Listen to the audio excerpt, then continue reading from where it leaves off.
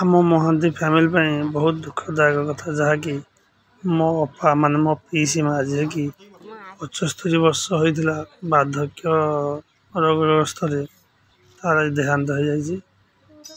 तार किसी video clip मुझे देखा जहाँकि आम महांती फैमिली बहुत बड़ क्षत। मो अपा गोटे लक्ष्मी प्रतिमा भाया था जहाँकि आज तार देहांत हो जाए। 75 वर्ष होता। मेन कथा है मो अपा आम गाँव ठू 80 किलोमीटर डिस्टेंस तार माँ रही पीसा तो आग चल जाते। अपार यही दुखदायक घटना टे जनवाई मो समस्त भिडियो मध्यम जनाऊँगी। तो ये मो भौणी मैंने जहाँकि टे असुविधा कारण आसपार नुले देहांत अवस्था देखिपार नुले। तो श्मशान आसिकी तार अंतिम संस्कार करने भी आसी बहुत भल पाती। झील मैंने तो कह गले बापा माँ को भारी भल पाती। भौणी मैंने पलि आमर श्मशान जगह जहाँकि झील पिला आसा कथा नुहे किसी असुविधा त्रुटि आसपार नुले माँ को देखापी तथापि अपेक्षा कराई श्मशान आसी अंतिम दर्शन कर किसी फूल अर्पण कर चिता भस्म सजे अंतिम संस्कार करा देखा। हाँ मुझे कहती जे मो अपा 80 किलोमीटर डिस्टेंस बाहागर आउ लक्ष्मी प्रतिमा भली मो अपा सतरे तार बहुत आम प्रति भल पाइबा थाए। बहुत दूर से बाहर भी तार बहुत स्नेही आचरण तार कथबार्ता एत सुंदर तार व्यवहार एत सुंदर जहाँकि माठू बड़ी से आमको बहुत भल पाए। ता कथा बहुत सुंदर कथा मीठा कथा पूरा। तो जहाँ हो तार भले भले कमटी हो जाऊँगी।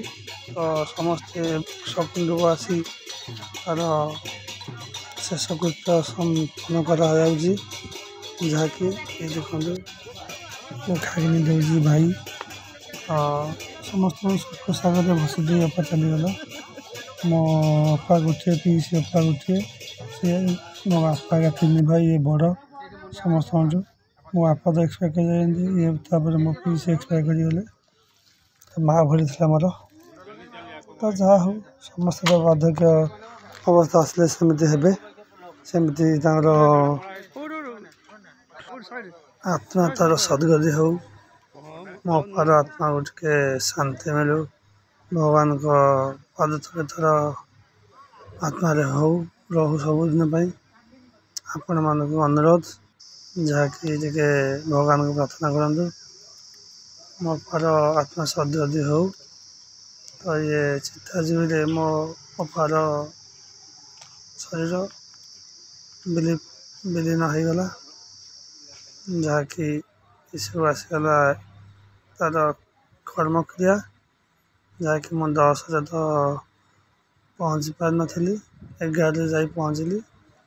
तो सब आसला आम फैमिली 10 तो मुझे 11 दिन पहुँचली। तार किसी क्लिप भी आप देखो ये आमर स्टेज सजा चली फोटो आनी रखी ना आमर ये ब्राह्मण भोजन जहाँकि चली अच्छी ये सब ब्राह्मण भोजन तले बसवाई कहले कारण मैट फैट पका भी मना कल ना मैट गोटे आसन हो मैट ना खाली नॉर्मल चटिया पकई बसी। तो सिंगल सिंगल रही ना से चटिया बसी ब्राह्मण मानकर भोजन ये हूँ देखो ये आमर भाई ये भाई समस्त आमर परिवार जन सब। तो सब चलती सब परिवार गण सब बसी ब्राह्मण भोजन दृश्य देखुं आपण मैंने देखते भी सब चलती।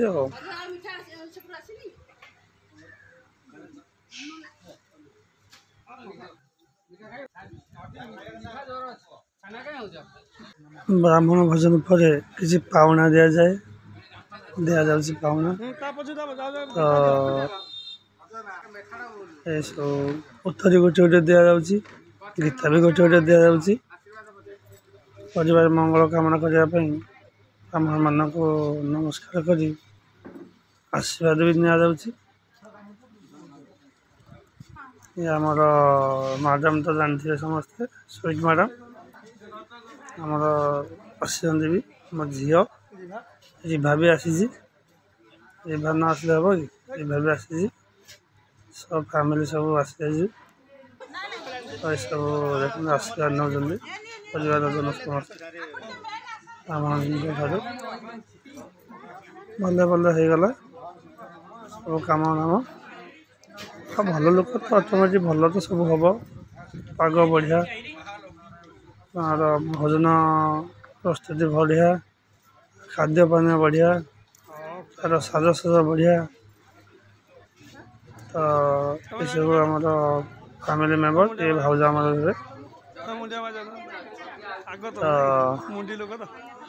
ଏ ଆମର ଗୀତା ବାବା, ଏ ବି ଭାଉଜ ହେବେ। ଭୋଜି ଭାତର ଦର୍ଶନ ଦେଖନ୍ତୁ ବି ବଢ଼ିଆ ଆୟୋଜନ କରାହେଇଥିଲା ଖାଦ୍ୟ ପଦାର୍ଥ ଉପରେ, ଯାହାକି ବହୁତ ଭେରାଇଟି କରାଯାଇଥିଲା। ଖାଇବା ପରେ ପ୍ରସ୍ତୁତି ବହୁତ ସୁନ୍ଦର ହେଲା, କାରଣ ମୋ ଅପା ଆରମ୍ଭରୁ ମୁଁ କହିଛି ମୋ ଅପା ଲକ୍ଷ୍ମୀ ପ୍ରତିମା, ଲକ୍ଷ୍ମୀ ରୂପୀ। ତା'ର କାମ ବହୁତ ସୁନ୍ଦର ହେଇଛି, କାମ ବହୁତ ସୁନ୍ଦର ହେଲା। ତ ଅପାର ଫଟୋ ଚିତ୍ର ଦେଖନ୍ତୁ, ଇଏ ସାଜସଜ୍ଜା କେତେ ସୁନ୍ଦରତା କରାହେଇ ଦେଖନ୍ତୁ। ତାହେଲେ କାମ ହେବ, ଆଉ ଭଲ କାହିଁ କରିବାନି। ଏତିକିରେ ସବୁ ଭୋଜନ ଫୋଜନ କରି ଆମେ ବାହାରି ପଡ଼ିଲୁ ଘରକୁ। ବହୁତ ଦୂର ହେଉଛି, ସବୁ କାର୍ଯ୍ୟ ସାରି ଘରକୁ ଆସିବା ନା। ଆସିଲୁ, ଆମର ଇଏ ଅଶ୍ୱିନୀ ଭାଇ, ଗୀତା ବା ମାନୁ ବାପା ଆମକୁ ରାସ୍ତା ଛାଡ଼ି ଆସିଛନ୍ତି, ରାସ୍ତା ଯାକେ ଘର ଯାକେ ବାହାର ଯାକେ। ଏବେ ଆମେ ଚାଲୁ ଆଉ, ଜୟ ଜଗନ୍ନାଥ।